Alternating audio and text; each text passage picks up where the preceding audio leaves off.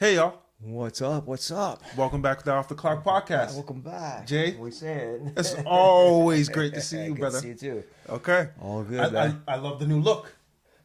Yeah, it took me a while, but, and I don't think this wall's done yet, but, for the time being, it's pretty good. When you mean this wall's not done, are we adding more GOAT guards to the wall? Or is because it's just Mike and Kobe right now? Well, yeah, I think, you ever see Beat Street when he says, "It's white"? You ever seen Beat Street? No, never. So the graffiti artist, Okay. he sees the train going by. It's a new train. Okay. It's white. He couldn't believe it. Okay.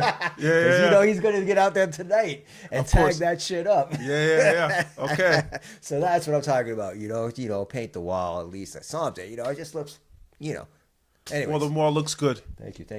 Yeah, we got Mike. Look at the stages of the free throw line dunk.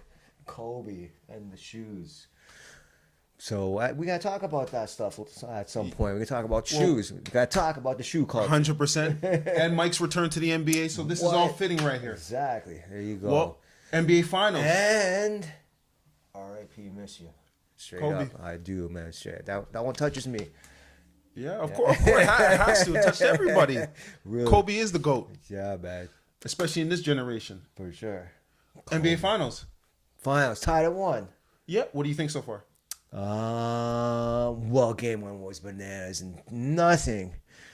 I mean, unless they go game 7 and it comes down to the wire, can match that right now. You know what I mean? I agree. Game 2 was how I thought it would be. I thought by the 4th, it was over, basically. Man, the Pacers, they continue to surprise me.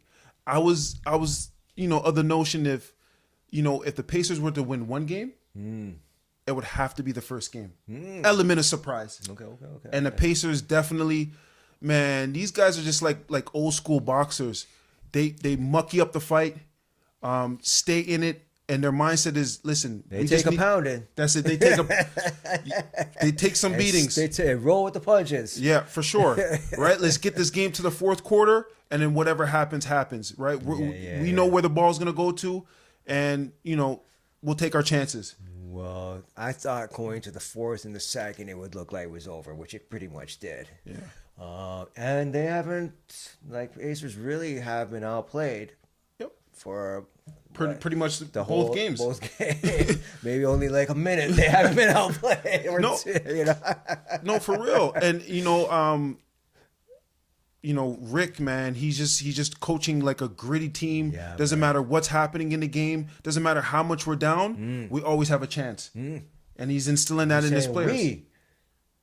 No. I should be saying they. I should be saying they. We all of a sudden. But listen, at the end of the day, no. no. Listen, we're still standing on OKC in 5. All right. Possibly, I was leaning towards 6 before. Looks like you had a little change of heart. No change of heart. Sneaking out.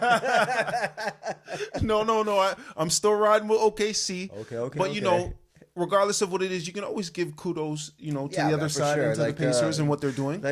It's boring when a team gets blown out 4 straight. 100%. And it seems like OKC, if it's not a blowout, it's a loss. Right. Right. So I'm kind of mirroring this this series, this NBA Finals, to kind of the series they played against Denver. Okay. Right, that where was they 4-1, right? Was that 4-1? Was that 5 games? That was 5, right? That went 7. Was that 7? Which Yeah. was 5? No. The Denver series went 7. Minnesota went 5. Right, Minnesota went 5. Yeah. So long. And Denver won the first game. I can't even remember it anymore. That's what they say. Yeah. You don't remember the losers. Yep, 100%. But what was your takeaway from game 1? Game 1? Yeah, of Pacers and OKC. Okay, we're going to go back to game 1. Yeah. Well, again, like I said, OKC has the better talent. Yes. I think Pacers are a bit deeper, but the talent level, you got the MVP number 1. Yes. Like Halliburton's nice, but nobody on the Pacers has MVP level on them yet. Maybe in a year or 2 or so, right? Yeah. So it's hard to overcome that. And at the same time, though, they don't quit. Yes. And I have been saying something about the Pacers. Mm-hmm. And they showed that in game 1. They didn't quit. They stayed in the game. They came back. Tremendous comeback. Yeah. Amazing shot to win the game. So, again, OKC's got the better talent. They should win the series. Yeah. They've been the best team all year. Maybe a couple of years almost. Boston won last year, obviously, but, they've been right there, right? Yeah. Pacers have kind of been too, but I don't think anybody picked them to win the championship. Yeah. Game 1 was definitely surprising. I think Mark Daigneault got outcoached by Rick Carlisle. I just didn't understand Mark Daigneault's mindset in regards to taking Hartenstein out and putting in Case and Wallace. That made no sense to me. None. Right? At the end of the day, if you're putting in Case and Wallace now to guard, he's giving up 2 to 3 inches on Halliburton. Halliburton got to his spot, and that was an easy shoot over. And then why didn't he have a Caruso or Dort on him? But this is what I don't understand, right? Let's keep the main thing. And what got you there? What was he doing? It sounds like he got Shanahanisms before 49er fans. Shanahan, the coach for 49ers, he outthinks too much. Yeah. He psyched himself out. Yeah, just play straight game. You know what I mean? What got you there is Halliburton.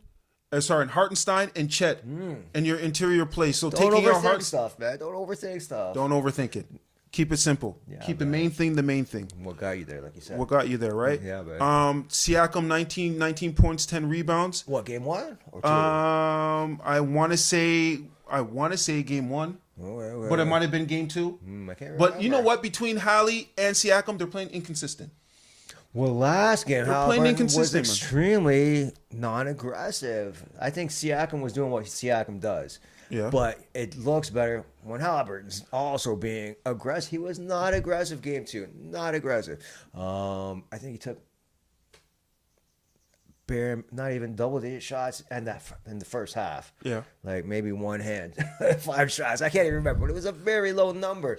Not aggressive. Yeah, Halli's not being aggressive, but again, too, it's hard for a playmaker now to turn into an aggressive scoring guard. Well, he doesn't have to score.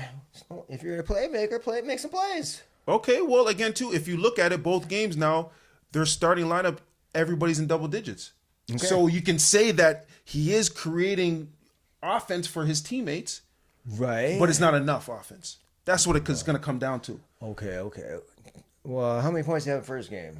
Who? Halliburton. Halliburton had 14 points in the first game, and I want to say 17 in the second game. No, 17 was stupid quiet, and when it was over, it was over. It wasn't impactful. Yeah, not impactful, hollow. But the starting lineup, both games are in double digits. It's hard to. Game 2, it doesn't matter. They were kind of like down 20 pretty much the whole game. Yes. The only reason it was kind of interesting is because of their reputation for coming back. Yes. But literally, if you look at it, they were down 20 pretty much the whole game. Yeah.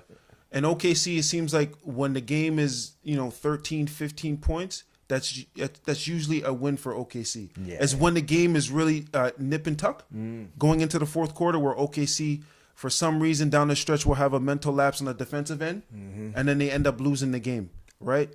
So listen, they could not lose that game too. They could not lose that. They could not. OKC could not lose game 2. That would just be too crazy. Yeah, that'd be disappointing. Soul sucking. But Jalen Williams, game 2, he at least showed up. 19 points. Yeah. He improved from game 1. They're gonna need more Jalen Williams. I agree for sure, no doubt. Like, that's your second guy. And I don't know who their third person's going to be. If it's going to be Aaron Wiggins one night, Case and Wallace the next night. I think it should be Chet. Yeah, well, Chet's coming with his quiet 15 points. I think it should be Chet. Yeah, I agree too. I like how Chet's game is shaping up. Chet's a silent assassin. Maybe I haven't seen him enough all year or whatnot because they're out west or whatever. And I didn't really watch a lot of ball, I gotta admit. I'm getting back on the horse here. But I think it should be Chet. And then I think they gotta feed the low post with Hartenstein. I agree. Get guys in foul trouble. Listen, man, you gotta send a DM or something to Mark Daigneault, because I don't know if he hates Hartenstein for some reason. But when Hartenstein's in the game, you're giving him 20 minutes. He's giving you damn near 8 to 10 rebounds. He has his free throws. And he's hitting his free throws, which is important for a big in the playoffs. I can understand if coach hates his floater, because I hate it too. Like, bro, you can't take a big jump man shot. that's floating, You can't jump shot. Like, you can't stand tall, square up and shoot. But it's like the mid range for a big man. But like, still, you're too far enough to dunk it, but you're not gonna necessarily lay it up kind of. But he's doing like these floaters from like what, 8 feet maybe. He's mastered it. Chet does it. I don't think he has mastered. I've seen a lot of clangs. Yeah, Chet does the same thing. It's like a short shot. It's kind of more difficult, but I don't know. It's way more difficult than I think squaring up. I think you should square up and take it just a regular shot. Yeah, that's what. Maybe he's just too powerful. Maybe I'm kind of thinking like Shaq is trying to do a hook shot. Maybe he just isn't talented enough. That's a possibility too. But between both Hartenstein and Chet, they're getting the solid production, around 15 points, 20 rebounds between those two. So they're getting what they need to get, but Mark Daigneault just needs to play them more. Keep the big man in. Keep the big man in. Why wouldn't you keep the big man in? Keep the main thing the main thing and just keep it simple. Yeah, man, straight up. So tonight, what are you thinking? Okay, game 3. It's a pivotal game for Indiana. But I still got pressure on. I think the pressure is on Indiana. Same. But I still think just because OKC's just been controlling both games, I got OKC in game 3, winning the game. But Indy, this is a crucial game for Indy. Pressure's on Indy. Sure. I think it's on Indy. Pressure's on Indy. How do you see like the game like close at the end, or you think they pull away sometime? I think for OKC's sake, they have to be in control. Complete control of the game in the mid-third quarters. Oh, I don't think it's gonna happen. Possibly, but because if it's it's gonna go out fighting hard. Okay, they're home now, right? So, and that's what I'm scared of. I'm scared OKC. 5 minutes left. It's a 2-point game. They don't do well down the stretch. The Pacers win. Yeah, right. So those guys pour it on in those situations.